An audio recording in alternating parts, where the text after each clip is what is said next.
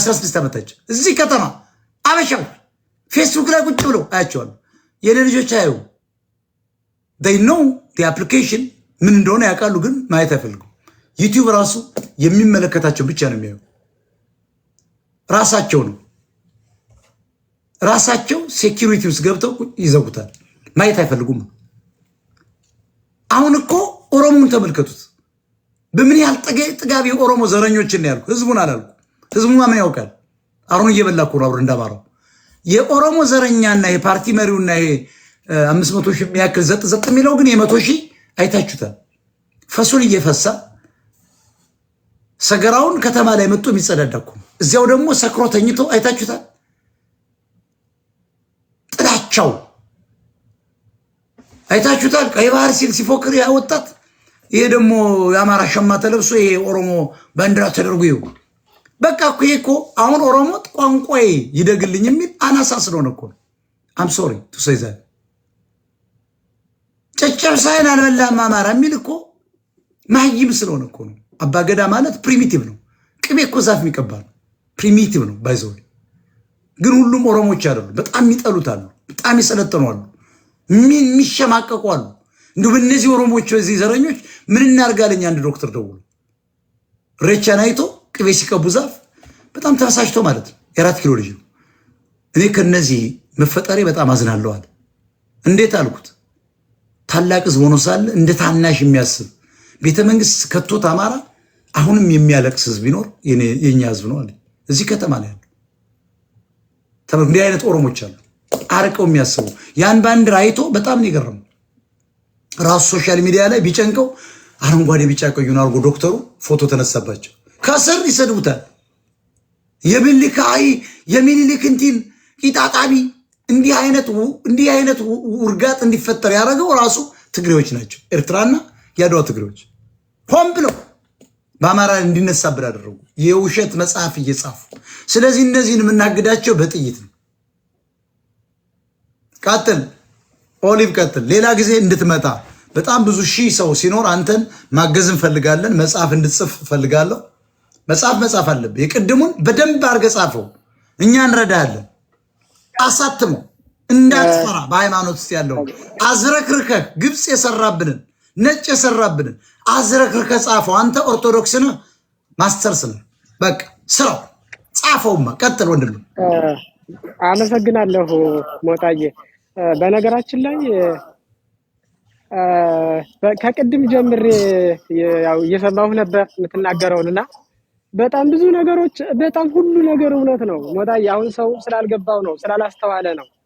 ሃይማኖት ውስጥ ላይ አሁን ሃይማኖት መቀየር ጴንጤ መሆን ወይም ሌላ መሆን አይደለም እንትኑ። ዋናው ነገር ኮንሰፕቱ ትልቁ ነገር አይናችን መግለጥና ለስራ መዘጋጀት፣ ሀገራችን ለመስራት መዘጋጀት ነው ዋናው ነገር። ምክንያቱም በሃይማኖት ውስጥ ላይ በዋናነት ኢትዮጵያን አሽመድምዶ ሽባ ያደረጋት በዚህ ሰዓት ከዚህ ሰዓትም በፊት ትልቁ ታሪክ የተበላሸው በ1400 ዓመት ገደማ በአጼ ዘርዓ ያዕቆብ ጊዜ ነው በዋናነት የተበላሸው። ምክንያቱም ብዙ መጻሕፍቶች እየተተረጎሙ ከግብጽ የተጻፉ ናቸው እየተባለ ከግብጽ የተደረሱ ናቸው እየተባለ እያንዳንዱ አሁን ለምሳሌ እነ ቅድስት አርሴማን ብትወስድ፣ እነ ቅዱስ ጊዮርጊስን ብትወስድ፣ እና አቡነ ገብረ መንፈስ ቅዱስን ብትወስድ ፖለቲካ እንዴት እንዳለው የሚገባህና የምትረዳው አንድ ምሳሌ ላንሳ። ለምሳሌ 100 ዓመት አቡነ ገብረ መንፈስ ቅዱስ በራሳቸው ተጠቅቀው በጸለዩ ጊዜ ጌታችንና አምላካችን መድኃኒታችን ኢየሱስ ክርስቶስ መጥቶ ከባህር አውጥቶ ቃል ኪዳን እንደሰጣቸውና ምህረት እንዳደረገላቸው ይናገራል። ነገር ግን ምህረት ሲያደርግላቸው ለዓለም ሕዝብ ሲጸልዩ ማንን ነው የኢትዮጵያን ሕዝብ ማርልኝ ብለው በጠየቁ ጊዜ አቡነ ገብረ መንፈስ ቅዱስን አላቸው የሚለው ምንድነው? የጎጃምን ሕዝብ አልምርልህም ብሎ አለው ይላል። አሁን ምን ያህል ፖለቲካ መሆኑን ትረዳው ማለት ነው ሞጣዬ። እና እነሱ አስማተኞች መተተኞች ናቸው። እንግዲህ ምን ያህል ሰው ተፈላስፎ አንድ ጥላቻ ያለው ሰው ስለ ጎጃም ጥላቻ ያለው ሰው እንግዲህ ማንም ሰው ነገር ስለ ጎንደር ጥላቻ ያለው ሰው ወይም ደግሞ ስለ ሸዋ ወይ ስለ ወሎ ወይም ስለ ኦሮሞ ላይክ አሁን ላይ ምኒልክ ተቆረጠ ብለው መጥፎ ትርክት ተርከው ዛሬ ላይ ያኑ ለጫው አስቀምጠው ሌላ ነገሮችን አድርገው አማራ ላይ እንደሚጫወቱት ቃቃ እንደሚጫወቱት ልክ እንደዛ ጥላቻ ያለው ሰው እዚህ መጽሐፍ ላይ ይናስፍሯል። ጎጃምን አልምርልህም አለው። አቡነ ገብረ መንፈስ ቅዱስ ላይ አቡነ ተክለ ሃይማኖትም ገድል ላይ እንዲህ አይነት ነገሮች የተጻፉ ነገሮች አሉ። ምክንያቱም ይሄ እኔ እያልኩ ያለሁትኝ ቅዱሳኖቹ ተሳሳቱ አይደለም። የኔ ጥያቄ እሱ አይደለም። አሁን ገና ብዙ አልተናገርኩም። ምክንያቱም ግብፃውያን ያሴሩብንን ሴራ ያደረጉብንን ተንኮልና ክፋት ገና በሰፊው ነው የምመጣበት። ገና በሰፊው አሁን አልተናገሩ። ለምን?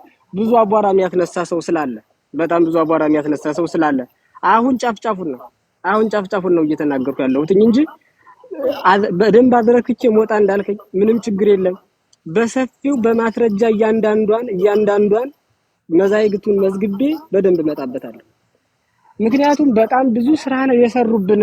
እኛ በደንብ አናስተውልም፣ አናይም። ዛሬ ላይ ዝም ብሎ በልማድ ይዘናቸው የመጣን በባህል ይዘናቸው የመጣን አንድ መርጌታ ወይም አንድ ቄስ ወይም አንድ መነኩሴ ወይም አንድ ጳጳስ የተናገረው ንግግር ዶግማ ወይም ደግሞ ቀኖና አድርገን በራሱ ሃይማኖት አድርገን እንደ ዶግማ ቆጥረነው ይዘነው ያለ ነገር በጣም ብዙ ነገር አለ። በጣም የሚያሳፍር በጣም ብዙ ነገሮችን ተግባራዊ ሆኖ በኢትዮጵያ ላይ በጣም መጥፎ ችግሩ ብዙ ነገር እኔ ዘርዝሬ የማልዘልቃቸው ድርጊቶች አሉ። ግብፃውያን በጦርነት ማሸነፍ አልቻሉም። አማራውም ሆነ ኢትዮጵያውያን ለሃይማኖታቸው እንደሚገዙ እንደሚንበረከኩ አምላካቸውን እንደሚፈሩ ሲረዱ ሲያውቁ በደንብ አድርገው ለሚሊዮን ዓመት ለትውልድ እንዳጠቃላይ ሽባ የሚሆንበትን ስራ ነው በደንብ አድርገው እየሰሩብን። አሁን ላይ ዛሬ አንድ ነገር ሲነካ አንድ ነገር ይስተካከል ሲባል ሃይማኖቱ ተነካ፣ እገሌ እንዲህ ብሎ ሰበከ፣ እገሌ እንዲህ ብሎ ተናገረ፣ እገሌ እንደዚህ ብሎ እዚህና እዚያ ሆነን ጎራ ተከፋፍለን እርስ በርሳችን መቦጫጨቅ፣ መነጋገር፣ መነታረክ፣ መሰዳደብ፣ መወቃቀስ ላይ ነው ያለነው። አሁን ኦርቶዶክሳዊ የኢትዮጵያ ኦርቶዶክስ ተዋሕዶ ቤተክርስቲያን አማኝ በጣም መንቃትና ማስተዋል አይናችን መግለጽ አለብን።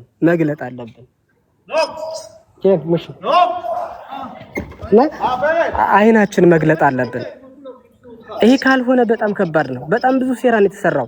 ዛሬ በተግባር ማየት ይቻላል እኮ በየመቃብር ቤቱ በየጠበል ቤቱ ጠበል ፈለቀ የሚሉ ባህታውያኑ በውሸት በጠቅላላ ሰው ላይ እኮ እንዴት እየተጫወቱበት ያለ መተት ተደርጎብሃል፣ አንተ እንደዚህ ሆነሃል። እንደገና እጃቸው ላይ የሚያስገቡበት አንዱ ጥበባቸው ነው። አንተ ታመሃል፣ አንተ የሆነ መንፈስ አለብህ፣ ርኩስ መንፈስ አለብህ። ነገና ጠዋት መጥቼ እኔ አጠምቅሃለሁኝ፣ እኔ እንዲህ እልሃለሁኝ፣ እኔ ቅባ ቅዱስ እቀባሃለሁ፣ እኔ ነገ እንዲያደርግልሃለሁ እያሉ በጣም ብዙ ችግሮችና በደሎች ናቸው። ያ ማለት በጠበል ሰው አይድንም ማለት አይደለም፣ ወይም ደግሞ ሌላ ነገር አይደለም። ይህን እያልኩ እንዳልሆነ ትረዱኛላችሁ። ነገር ግን ግለሰቦች አሉ። ሰውስ አሁን የግለሰብ አምላክ አይደለም እንዴ? ግማሹ የግርማ ተከታይ መምህር ግርማ ተነካ ብሎ ዱላ ቆመጥ ይዞ አጣና ይዞ የሚወጣ ህዝብ አይደል እንዴ የተሰባሰበው? የአባ ዮሐንስ ደጋፊ ግማሹ የሱ አይደል እንዴ? ግማሹ ምረታብ አሁን ዛሬ ጠፋ። ጧፉን እየቸበቸበ ጧፍ እያበራ በመኪና በተሳቢ መኪና ጧፍ እየቸበቸበ እየሸጠ ሲነግድ የነበረው ትላንትና ደግሞ ከዛ ከነመማር ጋር ሂዶ ጭቃን እያወዛወዘች ሲጫወቱበት የነበረው በኢትዮጵያ ኦርቶዶክስ አማኝ ላይ ሲጫወቱ የነበሩት የነሱ ደጋፊ አይደል እንዴ? በጎራ አሁን ሰው የሚከራከረው ለሃይማኖቱ ሳይሆን ለማን ነው የሚከራከረው? የሚከራከረው ለግለሰብ። ጠበቃነቱ እኮ ለመምህር ግርማ ወይ ደግሞ ለባህታዊ ገብረ መስቀል ወይ ደግሞ ንግስት የኦርቶዶክስ ንግስት አሏት እኮ ተመልከት። ያ አንድ ደግሞ አለ የአማራን ጄኖሳይድ ትግሬዋ የምትመራው በአሜሪካ ማነት የቸርነት ሰናይ ሚስት። እሷ እኮ አማራ ገድሏል ብላ ያን ሁሉ ሴት የምትመራ ናት። የቸርነት ሰናይ ሚስት ብሔርተኛ ናት፣ ትግሬ ናት። አማራ ገድሏል ብላ ሁልጊዜ ያን ሁሉ ሴት ይዛ የምትወጣ ደግሞ ባሏ ይመጣል በክንፉ ይላል እያለ አይተዋል አይደል? ምን ያህል ይሄን ደንቆሮስ እንደሚጫወቱበት ቀጥል። አጠቃላይ ነገራችን ላይ ሞታ እያንዳንዱ እና ያያል ዘልደታ በላቸው እያንዳንዱ አርቲስት ነን ተብለው እነ መማር ምናምን ተሰባስበው እንደዚህ ሲያደርጉ ኮሚሽን ታስቦላቸው። ባለፈው እኮ ሸቱ መለሰ እኮ ገንዘብ እኮ አሰባስቦ ምንድን ያደረገው $350,000 እኮ ነው። ወደ 50 ሚሊዮን ብር እኮ ነው ኮሚሽን የወሰደው ከአሜሪካው ገዳም።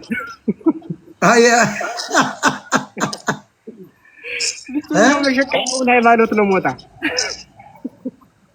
ኮሚሽን ነው የሚሰሩ። አየህ ተመልከት እሸቱ የተባለ ተራ ሰው እንግዲህ ይሁን ካድሬ እኮ ነው ተጠቅሞ ብሎ ገብቶ ለበለበው ምን ያደርጋል ብትለው ሞታ ጴንጤ የነበረው ትላንትና እመቤታችን ቅድስት ድንግል ማርያምን ሲሳደብ የነበረው ሲቃወም የነበረው እንደ ፓስተር ማን ነበረ ሲታይ ነው ማን የሚባለው አንዴ መጣለና እዛም ላይ አውደ ምሕረቱ አይቅርብ እዚህም ደግሞ መጣው አውደ ምሕረቱ አይቅርብን እያሉ ማለት ነው።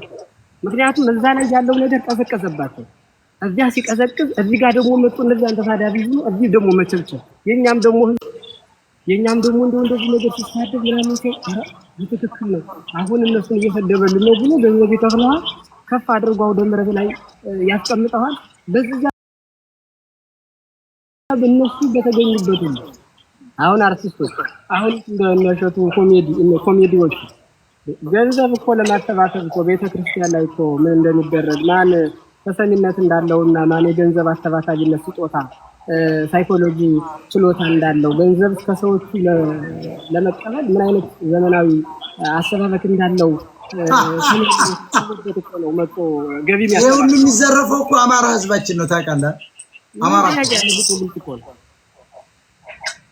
የነቀው ያልነቀውን ይሟጥጠዋል። አሁን ሌላው በቀደመው ጊዜ አሁን ቤተክርስቲያን እያሰራን ነው ምናምን አሁን እንደው በዚህ በሰሞኑን በደብረ ምጥማቅ መጡ እንጂ ከዛ በፊት እንደዚህ አይነት ነገሮች አልነበሩ። ቀደም ሲልማ እንደውም በሰፊው ነው የነበረው። አሁን እሱን አልፈጥ ሲል ደግሞ በሌላ ነገር መንገድ እየቀየሩ ግማሹ በአጥማቂያን ግማሹ ደግሞ በህንጻ አሰር ኮሚቴ እየተደራጀ ግማሹ ጠበል ፈለቀ በማለት ግማሹ ደግሞ ምክንያቱም ጠበል ሲፈልቅ ምን አለ መሰለህ እዛ ላይ ንስሐ ሰጭ አለ፣ አጥማቂ አለ፣ እዛ ላይ አስተናጋጅ አለ፣ እንጀራ ሻጭ አለ፣ ምግብ የሚሰጥ ለጠበልተኛው ጠበል የሚቀዳለ የጠበል ጀሪካን የሚሸጥ አለ።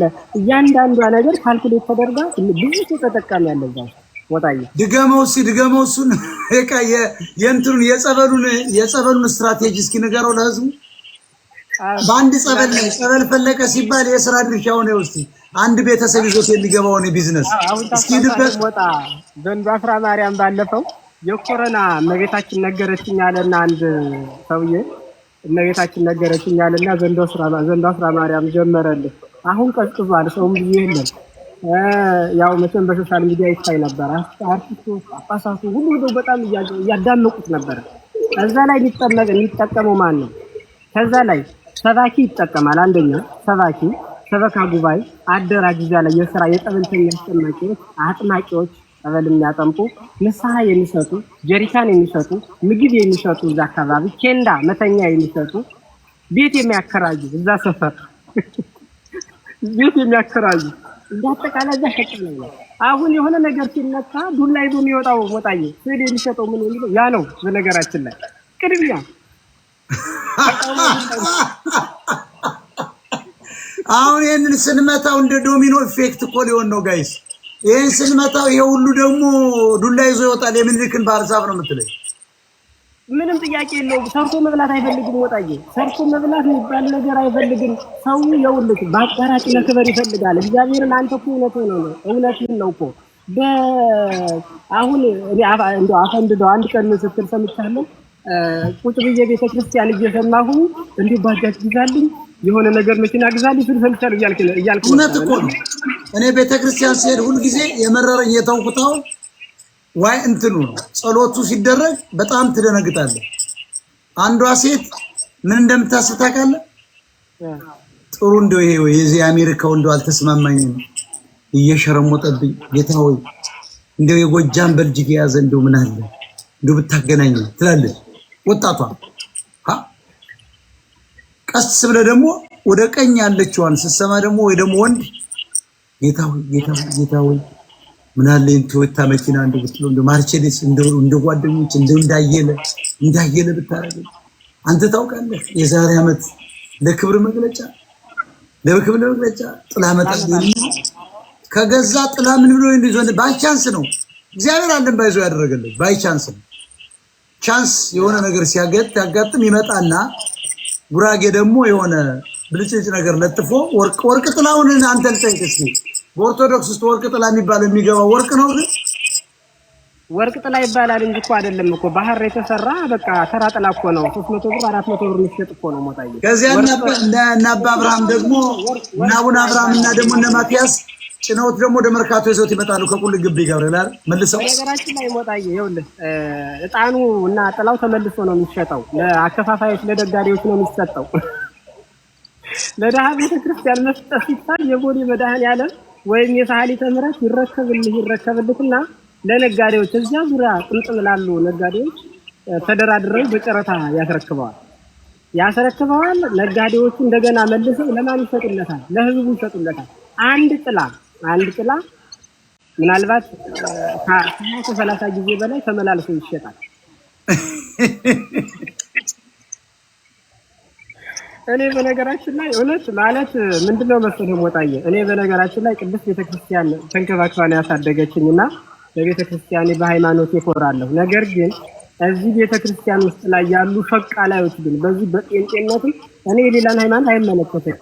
በእኛም ያሉትም ይሁን በየትኛውም ሃይማኖት እንዳውም ጴንጤነትም ቢሆን እንዲሁ እያንዳንዱ ሃይማኖት አይደለም። በነገራችን ላይ እዛ እየለቀቀ የሄደው ሁሉ የገንዘብ ጉዳይ የቢዝነስ ጉዳይ ነው እንጂ ኦርቶዶክስ ተዋህዶ ሃይማኖት ብቻ ናት ትክክለኛው ማለት እውነታው ማለት በቃ ሌላው ዝም ብሎ ሸቅል ነው ሞጣ። ዝም ብሎ ያው አንተ እንደምትለው ነው ቃላቱን መጥራት ራሱ እንትን ባይለኝም በራሱ እያንዳንዱን ነገር የሚያደርጉ ገንዘብ ነው። ተደራጅተው ተነጋግረው እያንዳንዱ አንድነትም የላቸውም፣ ዶክትሪን የላቸውም። ሃይማኖታቸውን ዶክትሪን አንድ አይደለም። እስኪ አሁን አንተ ልጠይቅህ፣ ለምሳሌ አቡነ ገብረ መንፈስ ቅዱስ እኔ ሰላይ ነው የምለው፣ እርሶም አለው ምን ግብፃዊ የራስ ጉዳይ እያንዳንዱ ጊዮርጊስንም ራሱ ተነስቶ ይዋጋል የምን ሰው አይደለም። 50 አለቃ ነው ብዬ ነው የማስበው። ጀግና ነው፣ ግን እንደሱ ጀግና መሆን ነው የምፈልግ። አሁን የምልህ ገብረ መንፈስ ቅዱስ የሚባለው ሰው ግብፃዊ ነው፣ በሙሉ ነጮች ናቸው። እነሱ ለኛ አስበው ይመስላል የመጡ ጠቅላላ መጽሐፎችን ይዘው ሄደዋል፣ ሰልለውናል። ቅድም ገልጸዋል። ግን ዝቋላ የምትባል ቦታ ታውቃለህ አይደል? ሚውት አድርገው ቦታውን እጃቸዋለሁ። በነገራችን ላይ ዝቋላ ግን ውሃ በተራራ ላይ የሚወጣበት ማለት ነው። ተአምር በዓለም ላይ የለም።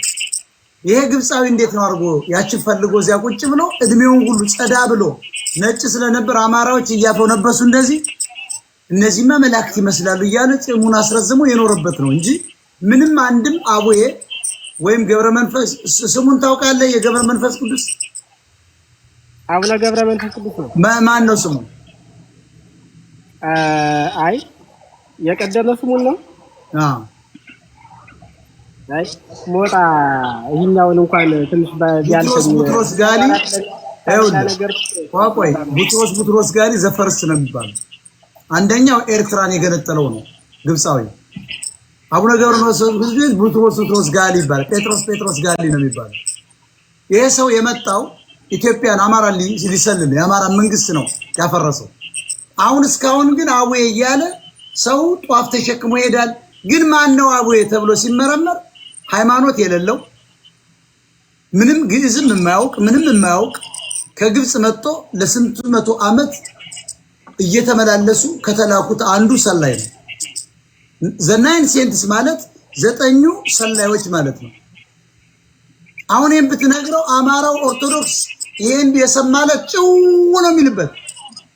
አረ በዝማም ያዘው ነው የሚል ግን እውነት ነው። እግዚአብሔር ማውቃቸው ነገር እነ ገብረ መንፈስ ቅዱስ ክርስቲያን ታውን 1000 ዓመት በጭንቅ 100 ዓመት ነው ጸለየ የሚለው። እናንተ ታምናለህ? በውሃ ውስጥ 100 ዓመት 100 ዓመት እኮ ለዛውም እኮ ባናቱ ቁሞ ነው ውሃ ሳይገባበት ባናቱ ቁሞ እኮ ነው ውሃ ባፍንጫውም ሳይገባበት ምናምን በአፍ ማራት ይላል ይመጣና ይሄ ደንቆሮ ማይ ውጣ ከዚህ። ይሄ የተራማጆች ቤት ነው። እኛ ኦርቶዶክስ ነን። እንደ አይነት እምነት አንከተልም። የግብፅ እኛ ለግብፅ